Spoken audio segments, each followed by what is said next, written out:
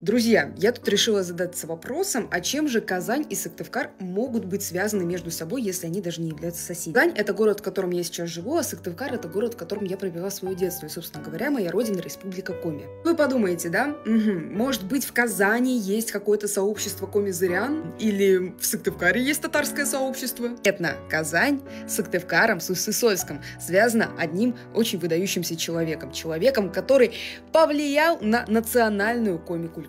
Это писатель Иван Куратов, исследователь коми-языка, основоположник, в принципе, национальной литературы, понимаете? И что интересно, в 1965 году, будучи разночинцем, он приезжает в Казань для того, чтобы получить образование. Конкретно он отправился в Казань в октябре 1965 года, он поступил в училище военного ведомства для получения должности военного аудитора и жил, внимание, в Казанском Кремле, вы понимаете? Это центральный центр просто. За год жизни здесь. За год жизни в Казанском Кремле, извините меня, не каждый писатель туда попадал. И даже Гелеровский, когда сюда приехал, куда он первым делом отправился? В тюрьму, конечно же. Что сделал Куратов? Он за год жизни здесь изучал юридические науки, изучил литературу Западной Европы и, конечно же, оставил стихи. Но, может быть, конкретно не о Казани, но стихи, которые вошли в золотую коллекцию его произведений, конечно, да. Через год после обучения он отправляется в Семипалатинск, чтобы непосредственно работать, служить аудитором